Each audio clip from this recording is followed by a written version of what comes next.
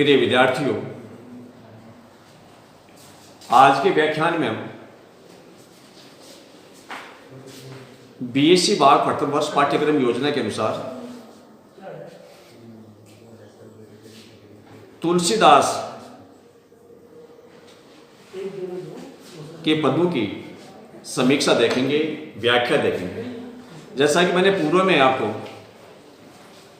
बताया कि तुलसीदास के महत्वपूर्ण ग्रंथ विनय पत्रिका से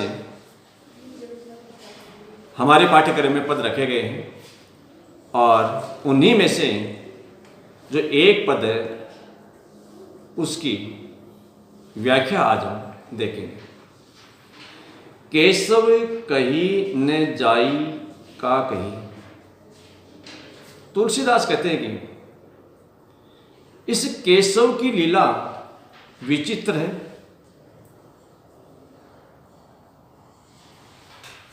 वर्णन से परे है। उसकी विचित्रता को बखान नहीं किया जा सकता, शब्दों के माध्यम से उसका अभिव्यक्तिकरण नहीं किया जा सकता। देखत तव रचना विचित्र अति, समूजी मन ही मन रही। कि इस विचित्र लीला को देख करके, इस सृष्टि की विचित्रता को देख करके केवल मन ही मन में अनुभूत किया जा सकता है, उसका अभिव्यक्तिकरण संभव नहीं। शून्य बीथी पर चित्र रंग नहीं। कि जो माया रूपी दीवार है, जो शून्य बीथी है, उस शून्य बीथी पर निराकार परमात्मा ने जो एक चित्रकार के समान है, ऐसे चित्र बनाए हैं जो रंगहीन हैं। शून्य बीथी पर चित्र रंगहीन, तनु बिना लिखा चितिरे। कि ऐसे विचित्र चित्र खींचे हैं जिनमें रंग का लेस नहीं है। संकल्प मात्र से शून्य आधार पर, असत के आश्रय पर 5 भौतिक रचना का प्रसार किया है।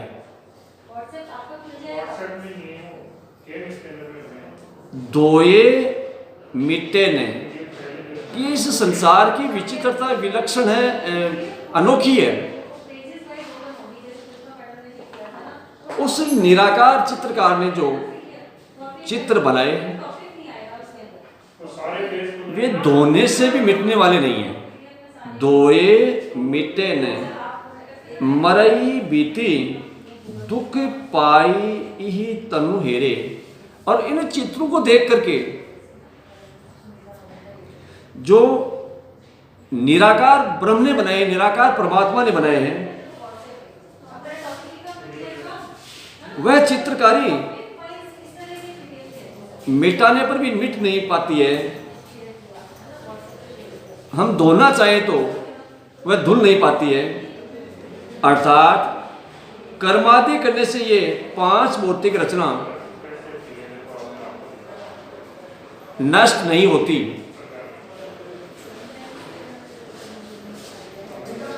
जड़ चित्रकारी को मरने का भय नहीं हुआ करता, पर इन चित्रों को सदा मृत्यु का भय रहता है। रविकर नीर बसे अति दारुण, मकर रूप तेही माही। तुलसीदास इस मायागत संसार को मृग जल की संज्ञा देते हैं। जिस प्रकार से ग्रीष्म ऋतु में मरुस्थल में दौड़ने वाला मृग सूर्य की प्रचंड गर्मी को देखकर उसे दूर दूर तक जलाशय का आभास होता है, जल का आभास होता है, और वह अपने प्यास को बुझाने के लिए निरंतर भागता रहता है और अंततः भागते भागते अपने प्राणों की आहुति दे देता है, लेकिन वह जल उसे सुलभ नहीं होता है, क्योंकि वह केवल उसका भ्रम है। मरुस्थल की तपती रेत और प्रचंड गर्मी के कारण उसे केवल जल का भ्रम हो रहा है, वास्तविक रूप से वहां जल नहीं है। ऐसी स्थिति उस मृग के समान सांसारिक जन की है, सांसारिक मनुष्य की है। सांसारिक मनुष्य भी पुत्र मोह में, संपदा मोह में या भौतिक सुख सुविधाओं को पाने के लिए इस संसार में भटकता रहता है। उसे वास्तविक सुख की प्राप्ति कहीं नहीं होती और अंत वह काल का ग्रास बन जाता है, मृत्यु का ग्रास बन जाता है। ऐसी स्थिति में तुलसी इस संसार को मृगजल की संज्ञा देते हैं और सांसारिक मनुष्य को मृग के समान भ्रम में भटकने वाला बतलाते हैं। बदनहीन सो ग्रसे चराचर, पान करन जे जाही, कि मृत्यु रूपी मगरमच्छ उसको निकल जाता है जो मुखहीन है।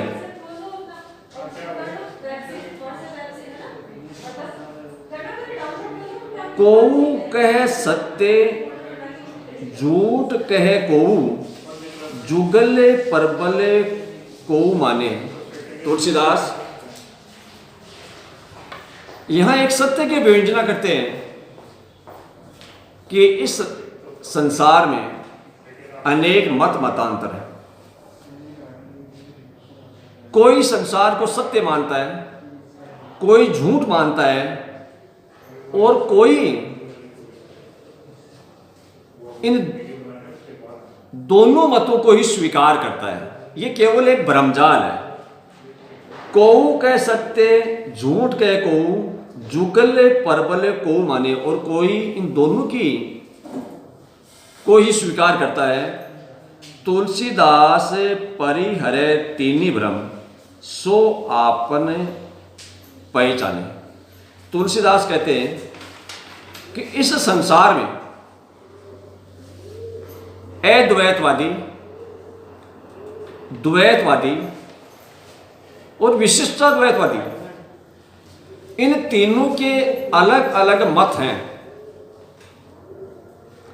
इनके अलग अलग तर्क हैं। लेकिन तुलसी कहते हैं कि जो इन तीनों भ्रमों को त्याग करके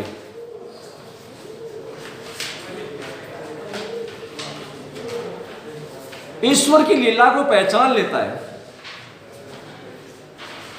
उससे वास्तविक सुख की प्राप्ति होती है। अन्यथा वह केवल मत मतांतरों के जाल में फंस करके रह जाता है और इस जीवन की, इस निराकार ब्रह्म की वास्तविकताओं से वह अछूता रह जाता है। तुलसीदास प्रस्तुत पद में इस संसार को एक विचित्र लीला के रूप में अभिव्यक्त करते हैं। निराकार ब्रह्म को एक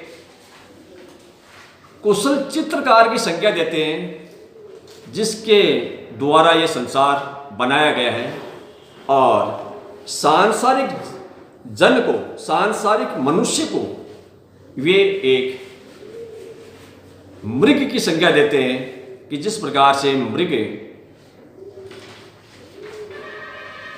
केवल भ्रम में फंस करके और जल प्राप्ति के लिए इधर उधर भटकता रहता है, उसी प्रकार से सांसारिक मनुष्य भी इस जीवन की वास्तविकता को न पहचान करके केवल इस मायाग्रस्त जीवन में भटकता रहता है और अंततः वह एक मुख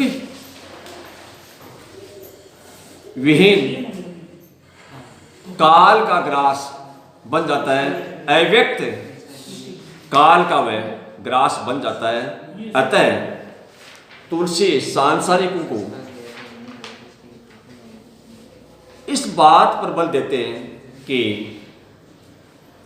असली सुख है, वास्तविक सुख है, वह ईश्वर की लीला को पहचानने, ईश्वर के स्वरूप को पहचानने में ही है।